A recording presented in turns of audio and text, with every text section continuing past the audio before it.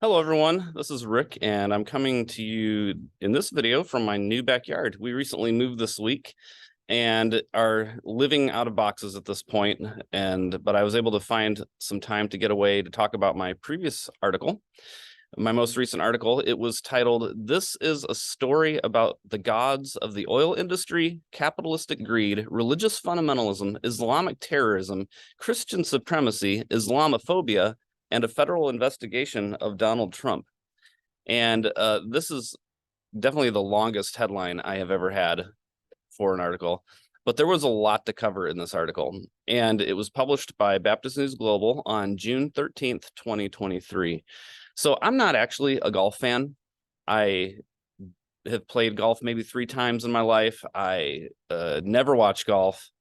And I am a sports fan, however, and the conversation about the PGA golf tour and the LIV golf tour has been dominating a lot of the sports talk over the last couple weeks. And so I decided to write an article about it and look into it.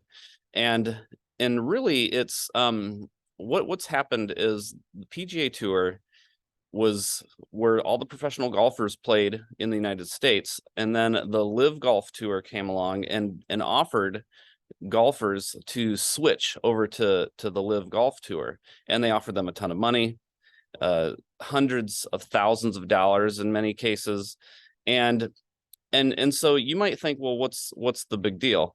And the problem that came out of this is that the LIV golf tour is organized by the Public Investment Fund of Saudi Arabia.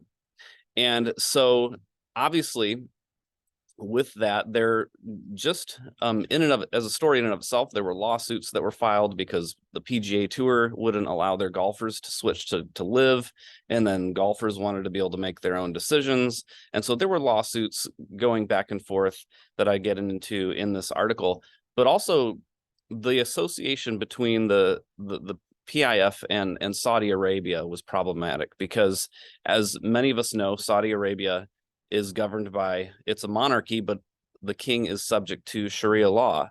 And so there is a lot of religious fundamentalism there. There's a lot of violence against women, LGBTQ people, against people who speak out on social media. And I get into a lot of that in this article. And all of a sudden, they're now funding much of the golf experience in the United States of America. And they're working with money that comes from literally state-run oil companies that are the most profitable companies on the entire planet. And there's just no way that the PGA can compete with that money.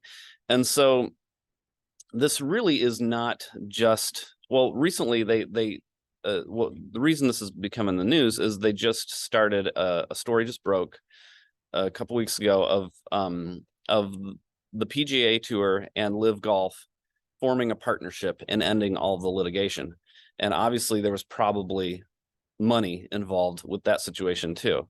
So what makes this difficult is that it's not just a golf story.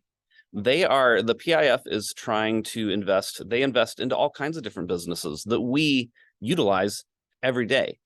And so the web of this religious fundamentalist support of reaching into all of these different areas of our lives, it's really all over the place.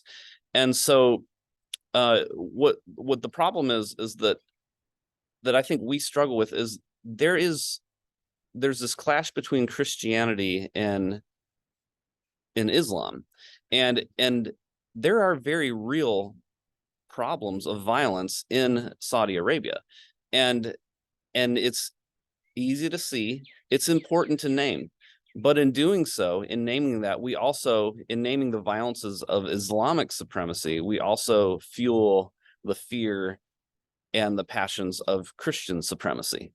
And so it's a complex topic to try to sort through here in the United States, especially with Christian nationalism and everything going on there.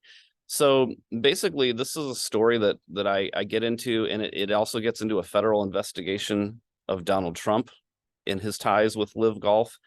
And and that makes it even more complicated because Christian supremacists look up to Trump, who looks up to these Islamic supremacists, as you'll read about in my article. And so it's just a very it's a very difficult topic because it is so interwoven with our lives in ways that we are so unaware of. And also that we're dealing with massive amounts of money that we can't even comprehend. And so deconstructing hierarchies, I talk a lot about it. It's not just about whether women can be pastors, though that is part of it. But it's about entire world systems of hierarchy, of religiously, theologically fueled hierarchy over others. And if we don't learn to recognize these hierarchies and to move to deconstruct these towers, at some point, our towers are going to collide.